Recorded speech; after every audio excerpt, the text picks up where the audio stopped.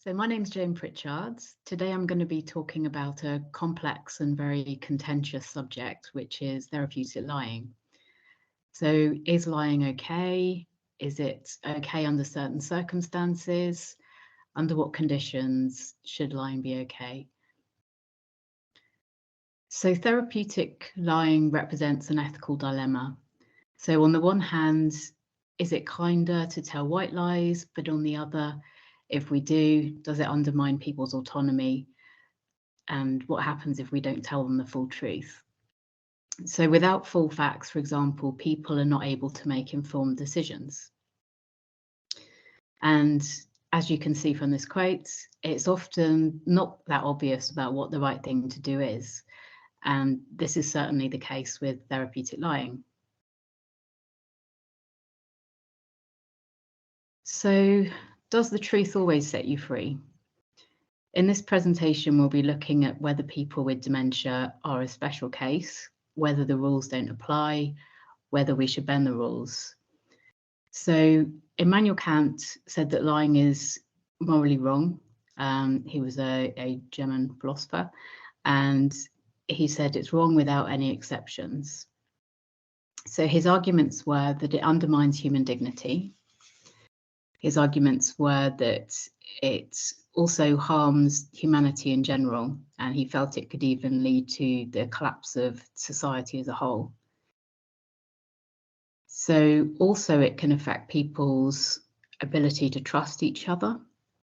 And then you have professional codes of conduct. So these have quite a lot to say about veracity, openness, and transparency. So as I say, are people with dementia a special case? And that's what we'll be very much looking at in this presentation. So as you know, people with dementia might experience disorientation to time and place. They might have memory issues in that they forget that loved ones have died. They might forget that children have grown up. They might forget information, and often as well reassurance, because they fail to retain that information.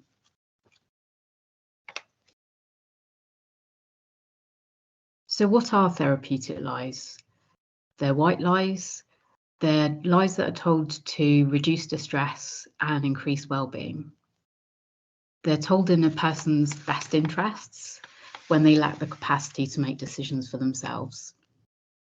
So untruths, I guess, can sound a bit better than lies, but however we phrase therapeutic lies, untruths, it's important to remember that you still need careful consideration of this.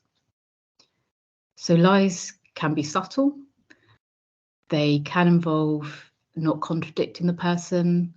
They can be going along with the person, or perhaps going along with assumptions that people make or ideas that they have. So you might have come across empathy dolls and perhaps robotic pets, which are examples of implicit lies. So other examples are giving the person fake money to spend in their care home when they're worried about paying for lunch, for example, or the use of fake bus stops for people to sit at who want to leave the home. So I'm just going to give you a couple of scenarios now. So John calls for his wife, who died last year, and says that he won't eat his lunch until she arrives. His daughter says that her mum's been delayed while out shopping and that she's said to start without her. John and his daughter eat lunch together and both enjoy the experience. So a second example, Emily tearfully says that she wants to go home, but she now lives in a care home unknown to her. A carer tells Emily that she'll be going home later, but they'll first have some tea. Emily happily drinks the tea with the carer and forgets about going home. So those are a couple of examples then of therapeutic lying. But how common is lying? So I guess we all lie sometimes.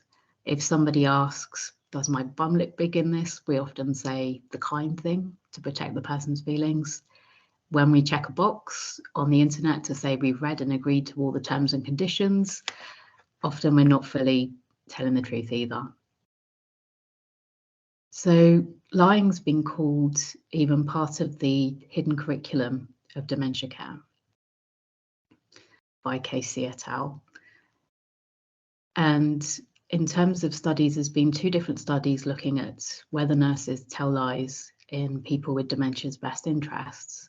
So 90% admitted telling lies to people with dementia in a study by Wood Mitchell et al. And in a study by James et al, was 96% admitting telling lies to people with dementia. So it's very, very common. So now we're going to look at the arguments against therapeutic lying, followed by arguments for. So it can be seen as, it has been described as, a severe form of disrespect. It can be an affront to dignity. It's been described as an abuse of power. And in particular, there's concerns about the use of dolls and whether they can cause distress to the family, whether it's what the person would have wanted if they're able to make that decision. So it's also been called paternalistic. Tom Kitwood even called it treacherous, and he spoke about it being a form of malignant social psychology. It's also been called patronising, demeaning, and there's concern about it potentially causing stigmatisation, such as when bus stops are used in care homes. So if, for example, a person is seen sitting at a bus stop, it's going to be clear to visitors that that person probably has dementia. And that could lead to potentially that person being stigmatized, to that person being seen differently to other people and potentially treated differently to other people. So there's also an argument that lying undermines the basic trust in the caregiver. It may increase confusion, it may cause distress if the lie is uncovered. So this is particularly important, I suppose, if the person's awareness fluctuates. So it might be at certain times they become aware that their loved one's died, and at other times they forget this information. And if they're told different things, obviously that can be confusing to the person. Also, there's worry that the lies may be driven by the needs of the carers rather than the needs of the person. And in one particular study, this was referred to as being fobbed off. Also, some people want to be told the truth regardless of their situation, and the thought of being told lies actually made many people with dementia that were interviewed in a study by Casey, they actually made them feel quite vulnerable and at risk of losing control and autonomy.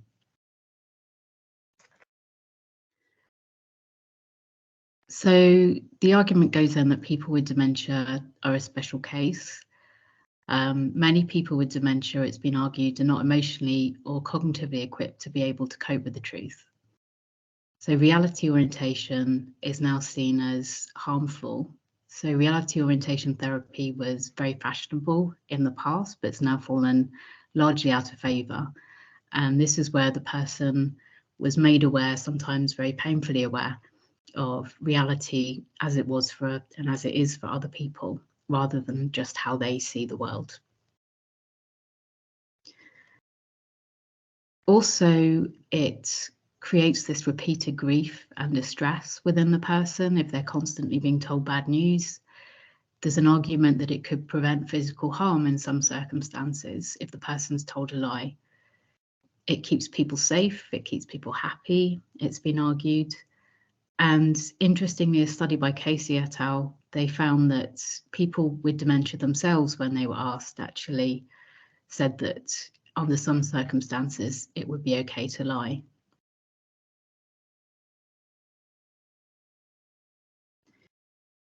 So what are some of the other arguments for therapeutic lying? So the benefits, for example, of reducing emotional upset, it's been argued, outweigh the other ethical concerns. And this was argued by Green. You have the Hippocratic Oath for example, to do no harm. But you could argue that harm is being done to the person through your actions if you are causing emotional distress to the person. Similarly, the NMC, the body in the UK for nurses and midwives, they state that it reduce as far as possible any potential for harm associated with your practice. The other argument is that we know that empathy dolls actually work, that they do reduce distress. And given a choice, for example, between a teddy bear and a doll, most people with dementia choose the doll, according to one study. So bus stops also give a place for people to go, they reduce agitation, and they prevent the person from getting lost. There's another argument that antipsychotic medication might be used with the person if lies aren't told. The person may become so distressed all the time that actually medication is needed. So it's seen as a safer option physically for the person than not being lied to and taking medication. So is there an argument then for saying that there's a middle ground? So I think there's definitely an argument that it's not a black and white issue. And perhaps there's a lot of idealism here when you look at both sides of the argument. And it's thinking through the practicalities of actually providing care. So you could argue, while ideals are great, we do live in the real world, which is much more complex. And everyone is unique. Perhaps a blanket decision about whether to lie or not to lie, perhaps that's not helpful. So alternatives to lying should be tried first. So alternatives might include validation, so addressing people's concerns on an emotional level, looking at alternative meaning, and distraction. There's also going with different realities rather than contradicting them. So this argument then is that it can be justified in some circumstances. So there was an inquiry called What is Truth? And that was an inquiry which was asked for by the Mental Health Foundation, and the inquiry took place in 2016. The inquiry was a panel of experts who were interviewed, and they interviewed key witnesses, and they looked at the literature in order to determine whether telling the truth was always in a person's best interests. As part of that work, one of the outputs was that truth could be seen on a continuum. So you can start from a place, or should start from a place as close to whole truth telling as possible, was their recommendation. And then you move across this continuum if you get a negative response to that. So things like distracting can be seen as kind of somewhere in the middle, moderate, going along with, and then outright lying, therapeutic lying at the other end.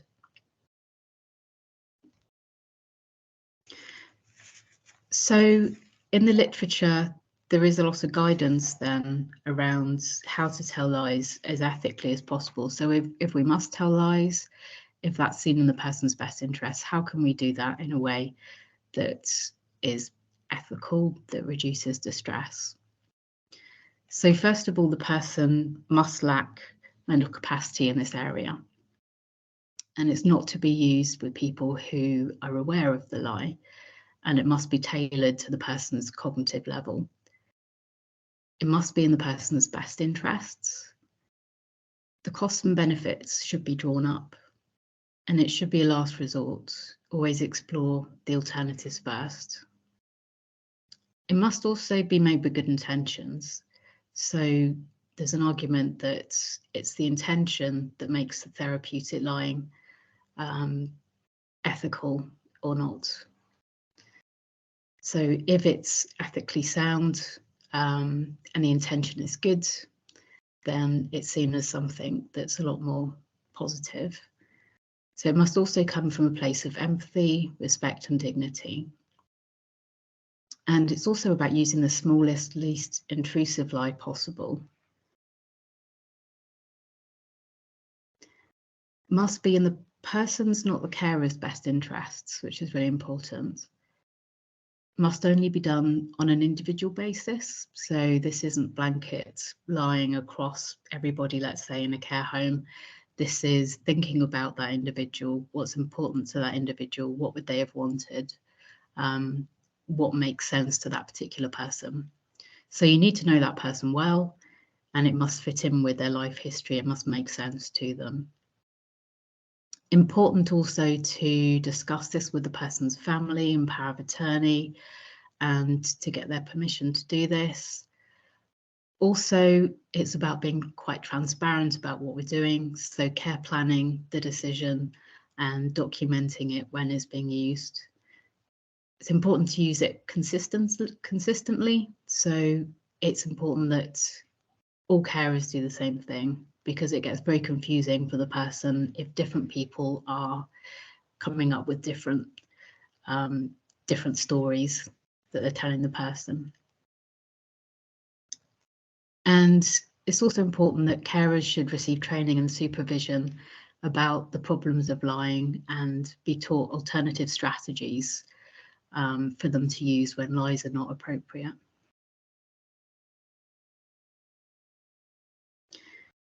So I want to thank you very much for listening, and I'm going to leave you with some references.